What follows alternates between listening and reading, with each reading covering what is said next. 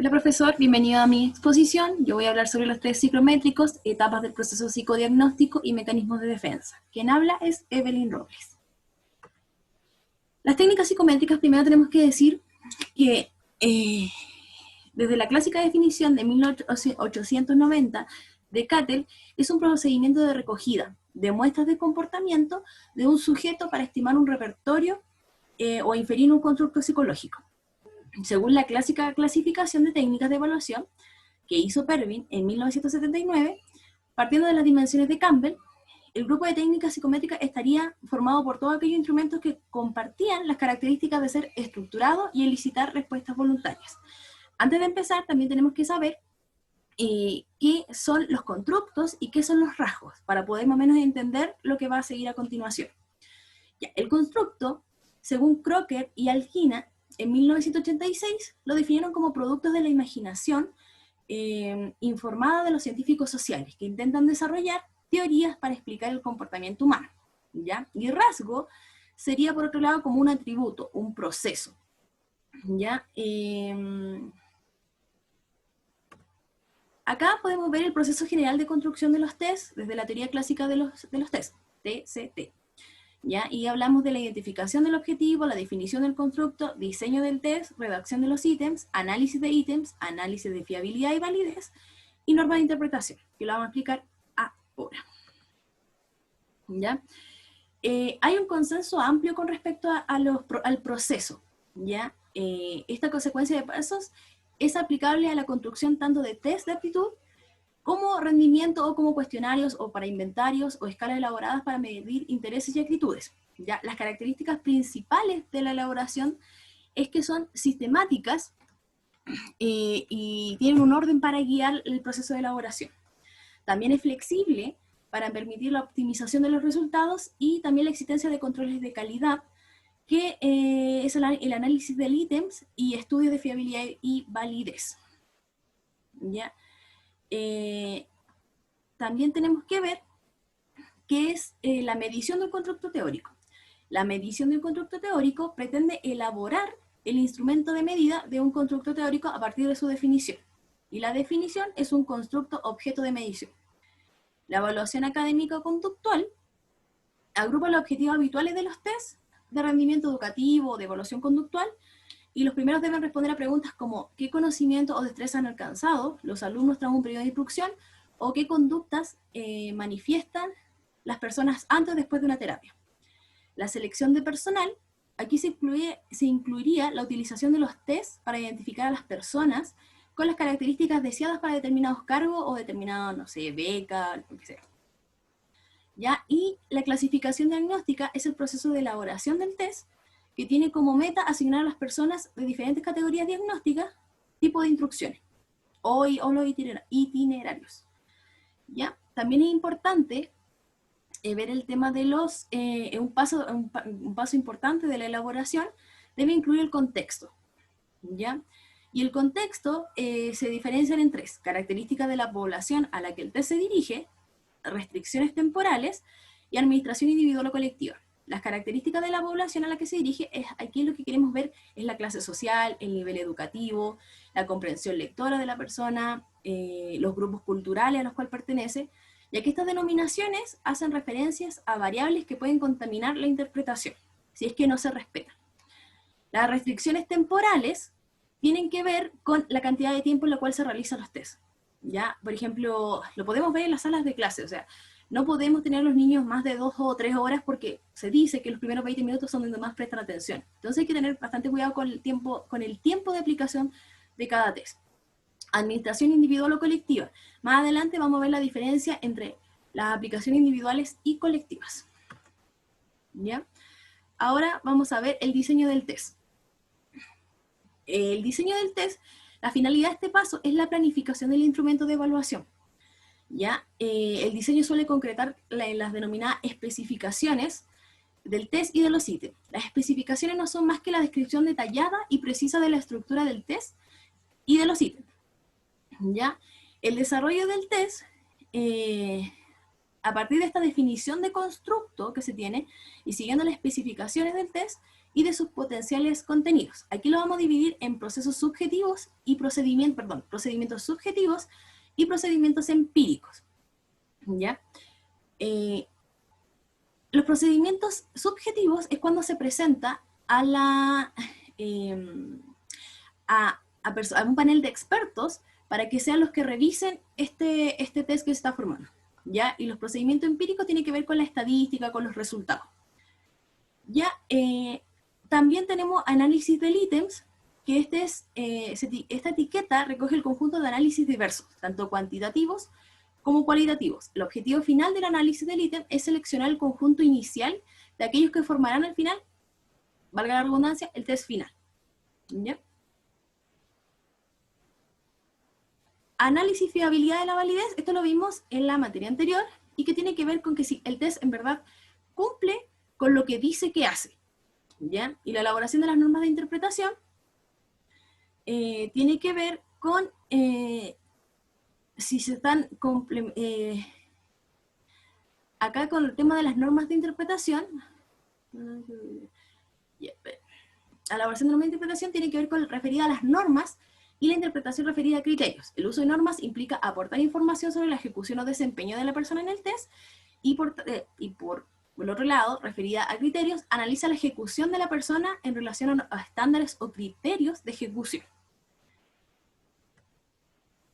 Otras aproximaciones de la construcción de test, desde la teoría clásica de los test, está la construcción racional, empírica y construcción analítica factorial. Primeramente, la construcción racional se inicia con el proceso de elaboración de los tests, con relación a la población inicial de los ítems. Los ítems se construyen en forma que sea evidente que compartan relaciones lógicas o racionales con el constructo como tal, ¿ya? Finalmente, un rasgo característico de los tests es la importancia que se le da al nombre del instrumento, la denominación del mismo, que suele ser el nombre del constructo objeto de la medición. Ahora, la construcción empírica también se inicia con el proceso de elaboración del test y la elaboración de los ítems, pero se pretende elaborar ítems que maximicen la diferencia entre las respuestas de las personas en dimensión a otros constructos de interés. O sea, que se optimice la predicción de una medida de criterio o estatus determinado. Y por último, la construcción analítico-factorial, el rasgo es definitorio de esta estrategia de construcción. Por tanto, se podría considerar una variante de la estrategia empírica, pero primando la contribución de los ítems y de la estructura interna y la homogeneidad de la futura escala o dimensiones del instrumento. Ahora vamos a hablar sobre el proceso de construcción de la teoría de respuesta al ítem. Dice, tal vez el mayor cambio que ha experimentado el método psicométrico en las últimas décadas es un tema gradual, o sea, desde el TCT se ha pasado ahora al TRI, ¿ya? TRI, teoría de respuesta del ítem, ¿ya? Esta situación en ciertas áreas, el TCT por la del TRI, como digo, se ha producido debido a que en los modelos de esta última, el TRI es mucho más flexible en procesos de elaboración de test y de análisis de respuesta. Tiene una amplitud en el número de aplicaciones que no se puede entender sin el impulso que ha puesto esta nueva teoría, ¿ya? El banco de ítems. El banco de ítems tiene las siguientes... el banco de ítems ha cambiado con el paso del tiempo, ¿ya? Este banco de ítems presenta una forma clara de los pasos que tiene que tener para que se pueda construir. Y los pasos son definición de la estructura del banco, desarrollo y análisis cualitativo de los ítems, elección del diseño de recogida de datos, administración de los ítems, análisis también de los ítems y ajuste de datos de un modelo, calibración de los ítems y almacenamiento de la información, y esta es la última, almacenamiento de la información. La definición de la estructura de banco y desarrollo de los ítems implica la realización de las mismas actividades que conllevan la elaboración de un test tradicional, desde la identificación y luego las mediciones y la definición de variables hasta los análisis subjetivos de calidad de los ítems. Ahora, los test adaptativos, ¿ya? TAI significa test adaptativos informáticos, ¿ya? Los test adaptativos a medida no utilizan el mismo conjunto de ítems para todos los examinados, como ocurre en el TST, ¿ya? Los test adaptativos no requieren necesariamente un empleo de un ordenador para seleccionar o presentar los ítems, pero la lógica de estos TAI o TAI consiste en seleccionar de entre todos los ítems del banco los que mejor puedan evaluar a las personas en función a la respuesta que éste haya dado en los ítems anteriores. La finalización de la sesión se establece cuando el error de la estimación de la habilidad se considera aceptable o no. Ahora vamos con la clasificación de los test psicométricos, ¿ya? Podemos encontrar clasificaciones en función de criterios de contenido, que se refieren, por ejemplo, a los test que pretenden evaluar, que se dividen, por ejemplo, en test de inteligencia, test de personalidad, o en función a los criterios o materiales, que pueden ser, por ejemplo, los manipulativos o los de lápiz y papel. Pero también se utilizan criterios basados en la población a la cual nosotros queremos llegar. Por ejemplo, infantiles, adultos, adultos mayores, eso va dependiendo. Y el criterio utilizado en esta se centra en los modos de aplicación, por ejemplo, individuales o colectivos. De las distintas clasificaciones, hay dos que nos parecen como más convenientes en el contexto de las técnicas psicométricas, y la primera hace referencia a los clasificados en teóricos racionales o empíricos o analíticos factoriales, y también claro, eso es lo que estaba mencionando. Y en segundo lugar, la clasificación que hizo Cronbach en 1992, que habla de los test de rendimiento máximo o los test de rendimiento típicos. Ya. Los test de rendimiento máximo tienen una respuesta verdadera. ¿Qué quiere decir esto? Que se exige según esta clasificación, se establecen las técnicas psicométricas, los test de potencia y test de velocidad. Los test de potencia, los ítems van aumentando progresivamente a medida que, va aumentando de dificultad y hasta llegar a un nivel máximo de ejecución. Y los test de velocidad se componen por ítems de índices de dificultad similares, en los que es importante determinar la cantidad de ítems resueltos en un tiempo limitado, ¿ya? Grupos de test de rendimiento típico. Esto estaría formado por todos aquellos instrumentos que intentan recoger cuestionarios, escalas o inventarios, y que poseen la característica de ser técnicas voluntarias, ¿ya? El sujeto percibe generalmente el constructo del cual se trata, lo que se trata de evaluar de él. Ahora los test de inteligencia.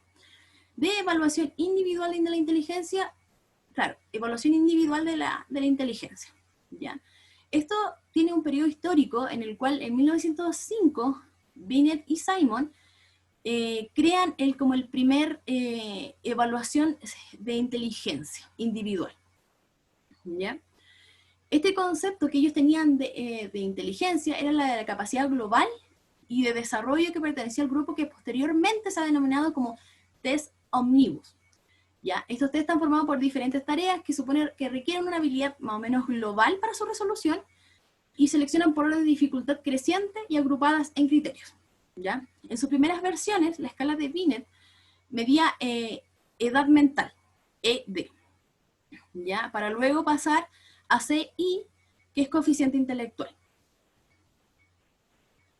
Ya. A nivel práctico podemos señalar las diferencias que tiene entre el test individual con el test colectivo. Lo primero es que estos test individuales son de aplicación más larga, y lo que requiere es como más práctica del evaluador. El segundo es que estos test también proporcionan más información que los test colectivos, porque suelen ser como con mucho más objetivo en la persona que se está evaluando, ¿ya? Y también permite, como mencioné anteriormente, la observación del sujeto durante su ejecución. O sea, observar todo lo que está haciendo durante el proceso. Ya, los tres grupos más importantes que han sido ahora de escalas de inteligencia individual son la escala de Wechsler, la escala de Kaufman y la escala de Reynolds, ¿ya? La evaluación aquí está, la evaluación individual de la inteligencia, la escala de Kaufman, de Wechsler y de Reynolds. Los test de inteligencia colectivos, en general frente a la batería de aptitudes, a nivel práctico, en la mayoría de los casos, los test colectivos implican un mayor grado de estructuración que los individuales. porque requieren más respuestas más cerradas, más rápidas, más múltiples. Por otra parte, el sujeto solo está frente a la tarea, y aunque lo esté ejecutando bien o mal, no se puede pesquisar más a fondo, ya que como hay más gente, por lo general el evaluador está como más pendiente de otras cosas. El test de personalidad, las técnicas psicométricas de personalidad, estos test surgen, como ya señalamos anteriormente, desde la perspectiva que asume la personalidad es lo que permite predecir que una persona hará en determinada situación, según Cattell. ¿Ya? En definitiva, podemos decir que son dimensiones relativamente estables con respecto a los rasgos. ¿Ya? Ahora, los cuestionarios de personalidad multidimensionales se trata de buscar en función a un modelo teórico. ¿Ya? Existen 3 teorías factoriales clásicas de la personalidad, que son la de Guilford, Cattell y Einstein. Las 2 primeras estudian factores más o menos primarios, mientras que la otra se centra más en factores secundarios. ¿Ya? El nivel de respuesta son concretas del sujeto, los hábitos también son de respuesta, y las facetas de la personalidad según hábitos de respuesta. Escala y cuestionarios monorrasgos.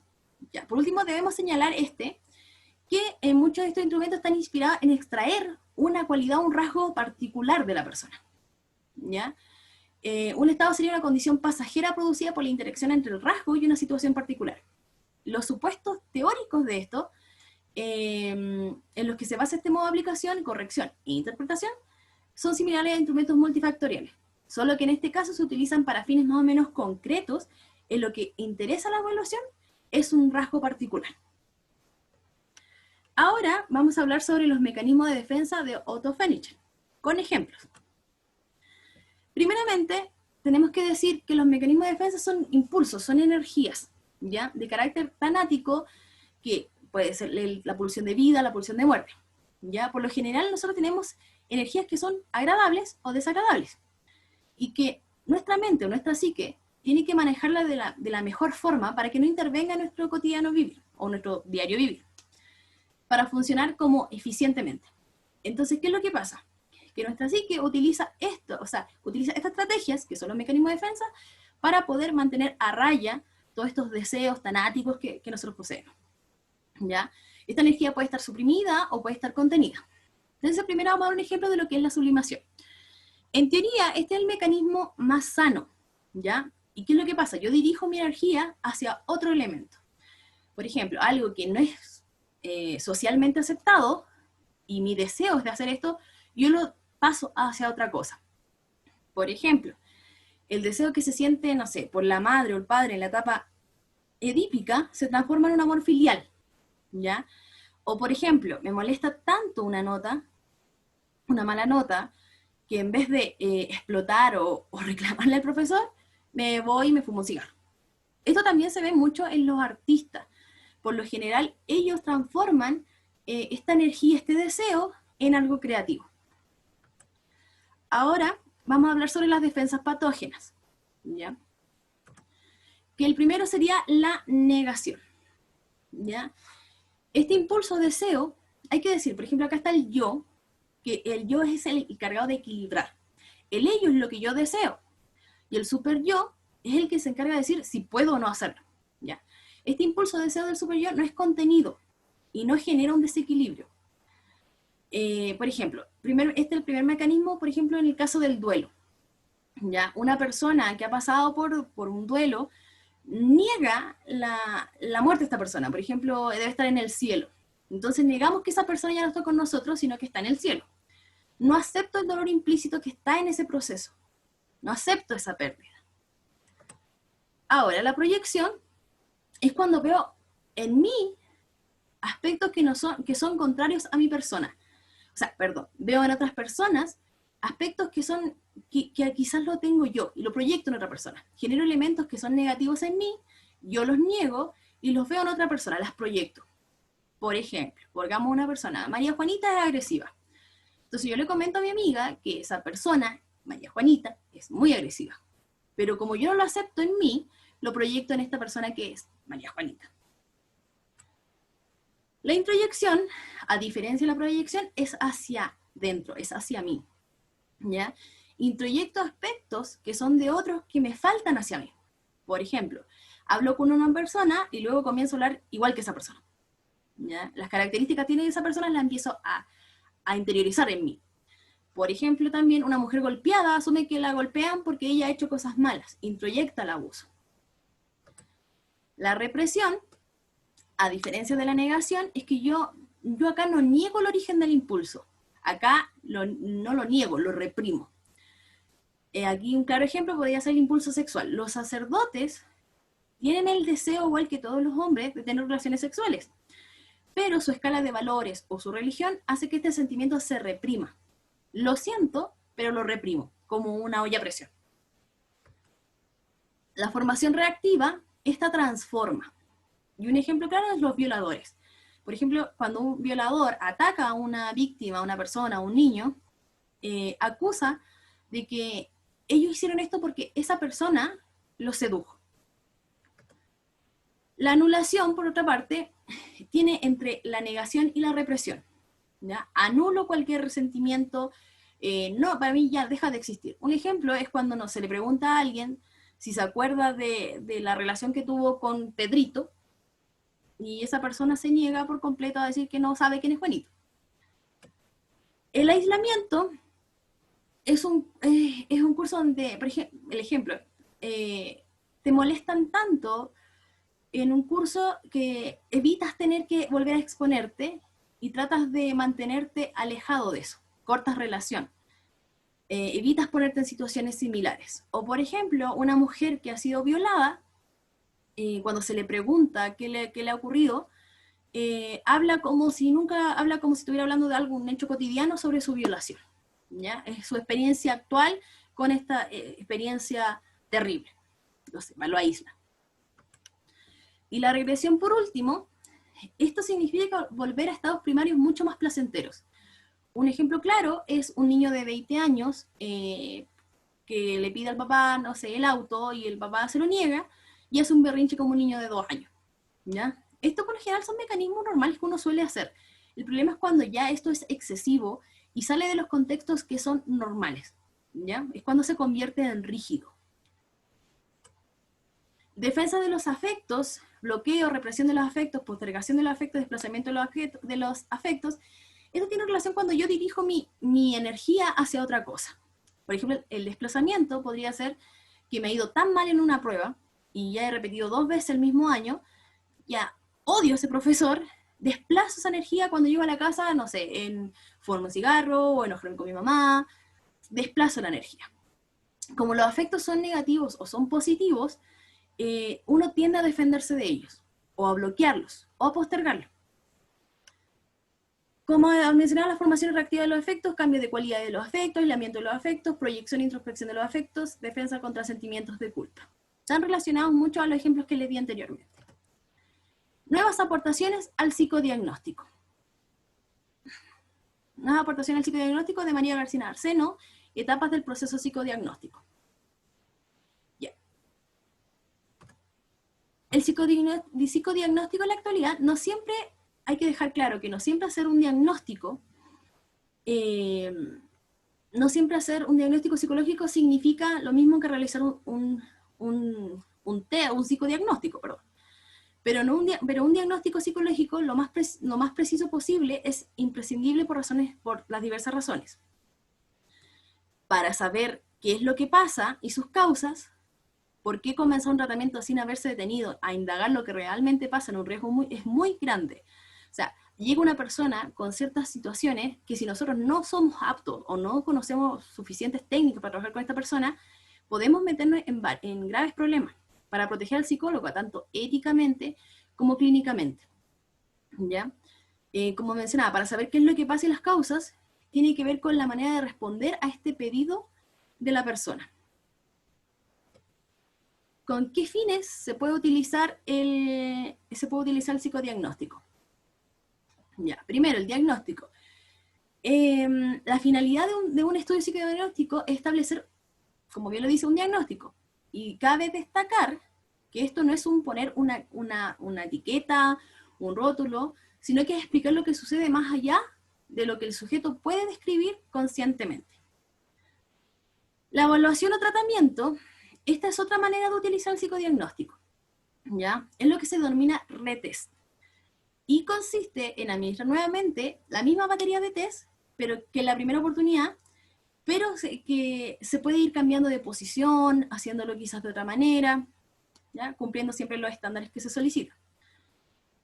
Como medio de comunicación, hay pacientes que son reacios quizá a conversar espontáneamente lo que les pasa, ¿ya? Otros, como por ejemplo los niños, son muy pequeños y a veces no pueden comunicar lo que sienten.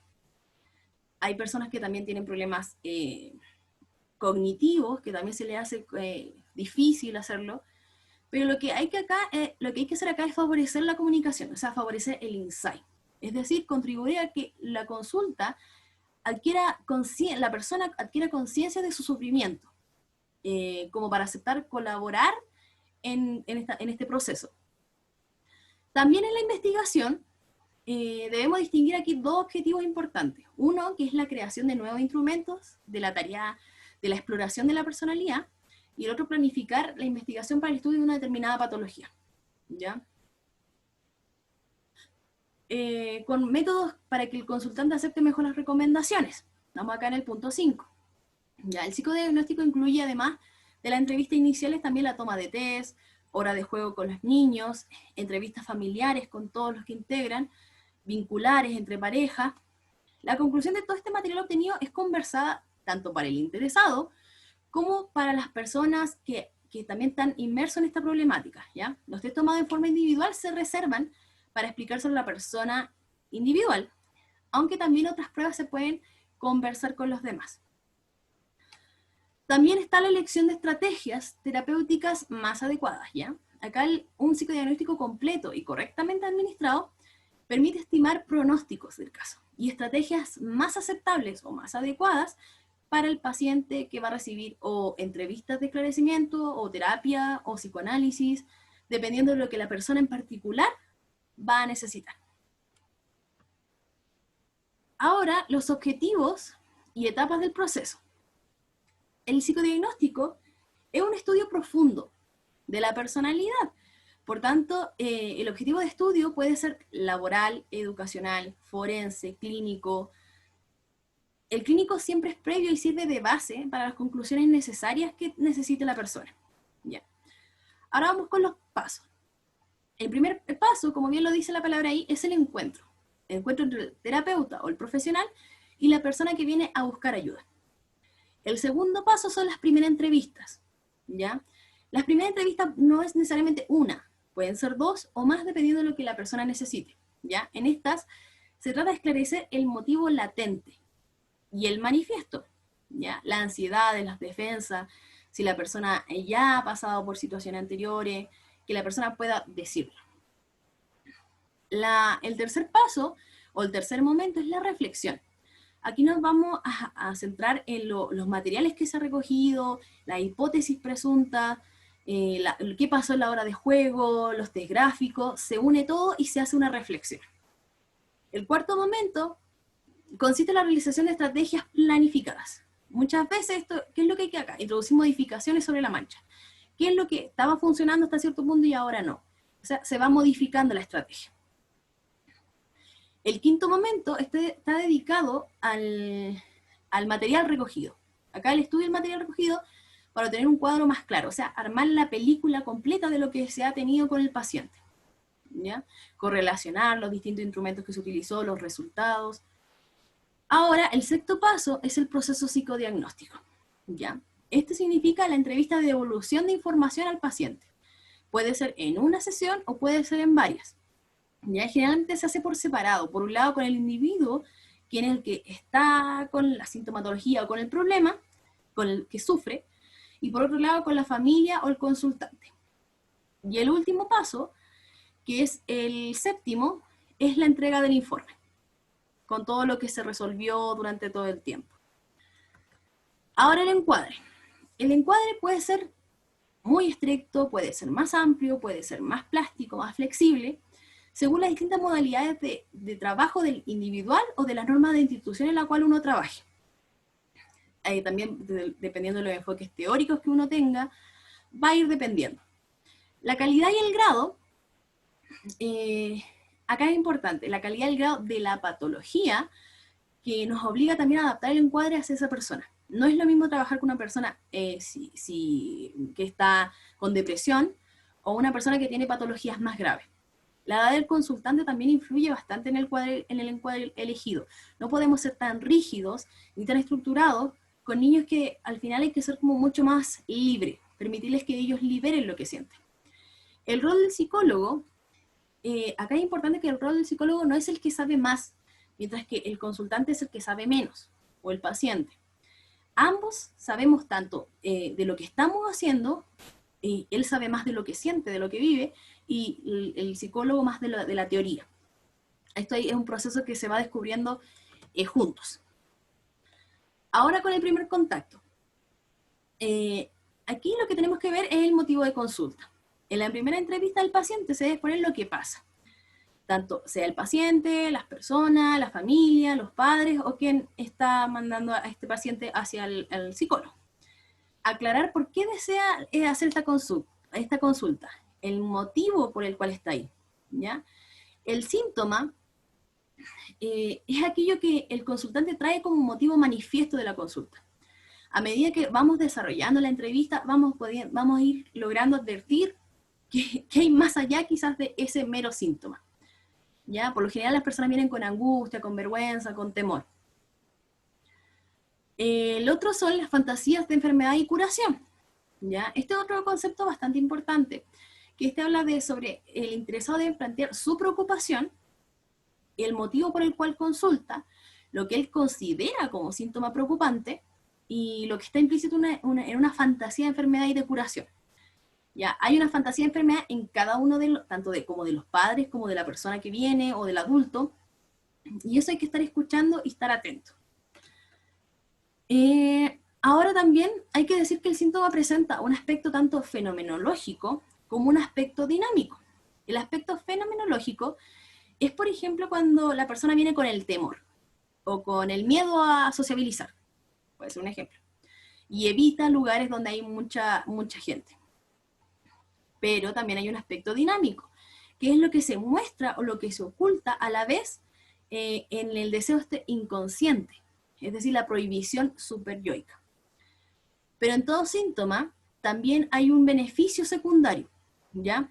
A través de este miedo puede funcionar como interferencia también entre la intimidad de las personas, ¿ya? El análisis a nivel individual puede extenderse también a nivel familiar, o sea, la persona presenta un problema, una patología o un temor o sufre de algo, pero la familia también está inmersa quizás en lo que esta persona está empezando a somatizar.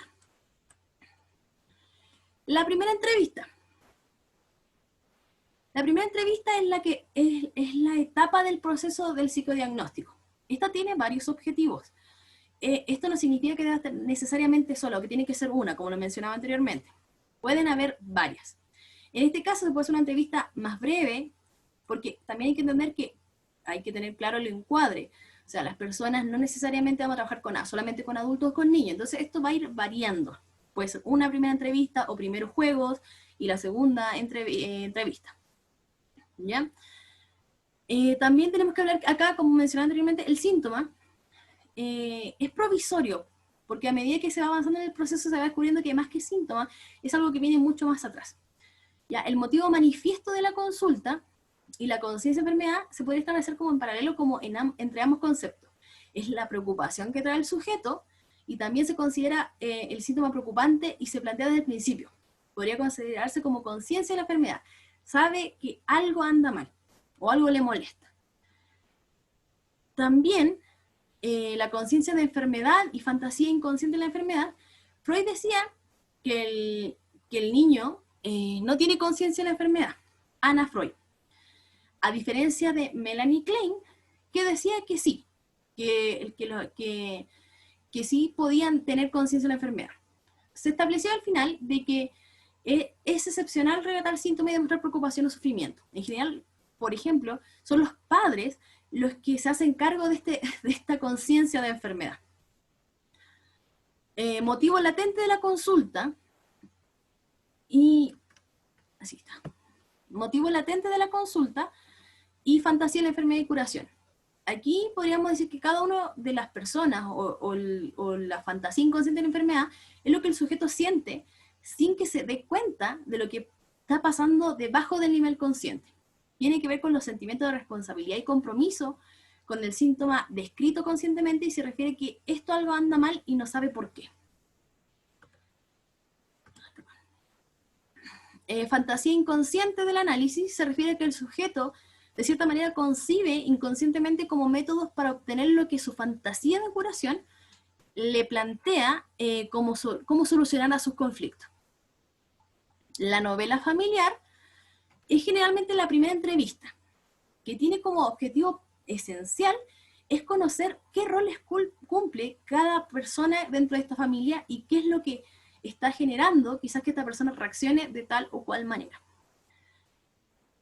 Los síntomas presentan un aspecto igual como hablábamos anteriormente, bueno, esto ya lo expliqué, pero el síntoma presenta un aspecto fenomenológico, presenta un aspecto dinámico, genera también un beneficio y también es expresado a nivel familiar.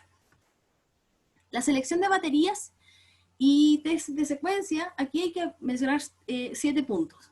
¿Quién formula el pedido? O sea, ¿quién es la persona consultante?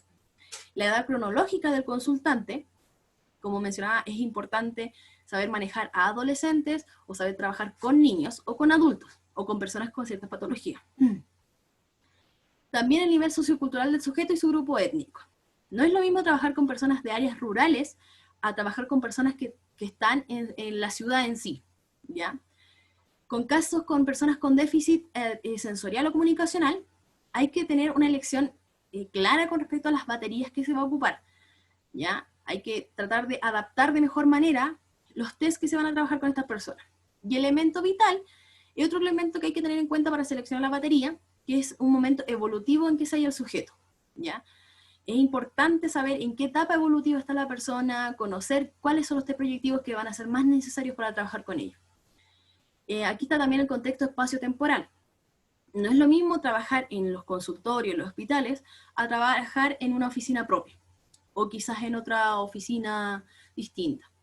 Elementos de la personalidad a investigar. Ya acá la base es agregar qué test le pongo más énfasis para poder lograr adquirir o conocer lo que en verdad creo que esa persona puede tener, o sea, una selección correcta. Ahora, vamos a hablar sobre los objetivos y materiales y consignas, tanto del dibujo libre, la figura humana, desde las dos personas, desde la casa y el árbol, y la persona, desde la familia cinética actual prospectiva, y test gestáltico visomotor. Ya. Acá, el dibujo libre es útil para explorar las fantasías de enfermedad, curación y análisis que trae el sujeto. Como la gran mayoría de los test, se le da una hoja en blanco, un lápiz Faber número 2, una goma para borrar, lápiz, más que nada eso. Se le pide a la persona que dibuje lo que quiere y piense algo y lo primero que se le ocurra, se le venga a lo dibuje. Se registra todo y también se registra la secuencia, cómo lo dibuja, por qué borra, todos los elementos que realiza. La figura humana es para niños de 5 a 10 años, en los que se duda sobre el nivel intelectual o madurativo, ¿ya? Acá es lo mismo, papel en blanco, vertical, perdón, se le entrega lápiz, goma, aquí no se le pide solamente que dibuje la figura humana, y se le da ciertas instrucciones como te voy a pedir que dibuje a una persona entera, trata de que no sea en palote, si pregunta, dibuja como quieras, agrega lo que quieras, más o menos eso. Los test de las dos personas es una modificación del test hecho por Machover, y se le da una hoja, también en eje vertical, lápiz y goma, y se le dice que en esta hoja dibuje a dos personas como él quiera, con tal que sean dos, que evite que haga caricaturas o que dibuje palote. Cuando se le entrega le pedimos el nombre, la edad, y que que le dé nombre y edad a cada figura que dibuje en la hoja, y también se le pide que si tiene alguna duda la consulte. Y también que le ponga un título, ¿ya? El test de la casa y el árbol, HTP, aquí hay dos versiones, el HTP cromático y el HTP normal. Lo mismo, se le entrega una hoja de forma vertical y lápiz Faber número 2, goma y una hoja en blanco. Se puede dibujar en la misma hoja, pero también se pide que sea en hojas distintas, ¿ya? También se le dice, por ejemplo, que dibuje la casa, que le dé una edad a la casa, le dé una ubicación, cuál es la parte más linda, cuál es la parte más fea, si viven personas ahí o no viven. El árbol también, si conoce algún árbol así, cómo se llama, cuántos años tiene, si está vivo o está muerto, y si tiene relación con la casa. La persona también se le pide que le ponga nombre, edad, qué hace la persona ahí, si tiene alguna relación con la casa, etc. El test de la familia cinética, actual y prospectiva, también se le da una hoja en blanco, lápiz, goma, y le dice que dibuje una familia haciendo algo. Pero la idea acá lo importante es que dibuje a una familia haciendo algo, en movimiento, ya que la voy a dibujar como quiera, que evite dibujar palotes, y se le dice que, por ejemplo, puede agregar al hermano, que le ponga nombre, y que también responda si él está ahí. El test gestáltico visomotor de L-Bender también se le entrega un papel, siempre tamaño oficio, eje vertical, lápiz, goma, y se le dice que copie la figura que el evaluador le va a mostrar. Trata de copiarlo lo mejor posible, que sea lo más parecido, y también se le pregunta, si la persona también pregunta si dibuja bien la tarjeta, se le responde que repitiendo la consigna y agregando como tú quieras. Lo interesante acá es ir viendo cómo la persona va actuando, qué mecanismos de disociación, cómo dibuja las tarjetas, si se registran minuciosamente, etc. Y las características generales, ahora vamos a hablar de las técnicas proyectivas, las características generales del gráfico. Ya. En general, el lenguaje gráfico, al igual que el lúdico, es lo más cercano al inconsciente y al yo corporal. ¿Ya? Por eso esto ofrece como mayor confiabilidad sobre que el lenguaje verbal. Ya dice más de uno que lo que la persona habla. Es un instrumento accesible a personas de baja escolaridad, con dificultades, es muy útil sobre todo con niños, que son los que más les gusta dibujar. Por lo mismo son útiles, como decía, con niños, también tienen excelente grado de simbolización, son sencillos y económicos de aplicar y de realizar. También hay que tener en cuenta que se complementa con las asociaciones verbales, o sea, es una unión, y también los gráficos estos también muestran una producción más cercana al inconsciente, es lo más importante. También se trabaja en instituciones, los test son elegidos también por su sencillez de administración y también por la economía de tiempo. También hay que considerar las pautas formales del gráfico para efectuar el diagnóstico y sobre todo el pronóstico. El encuadre de los gráficos, por lo general, como mencionaba anteriormente, es utilizar hojas de papel en blanco, tamaño oficio, carta, según lo requiera el test. También usar hojas en relación con el hecho de ofrecerle también el mismo espacio psicológico. O sea, para un test, aplicar siempre las mismas hojas. Si trabajamos con hojas de oficio, que sean oficio, por el tema del espacio.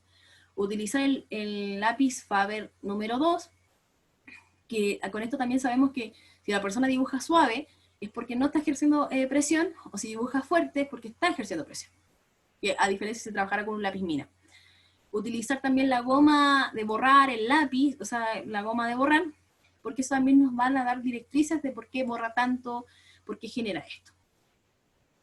Ya, y también los gráficos muestran una producción igual muy cercana al inconsciente. Ahora, y bueno, esa sería mi presentación. Muchas gracias, profesor. Me despido.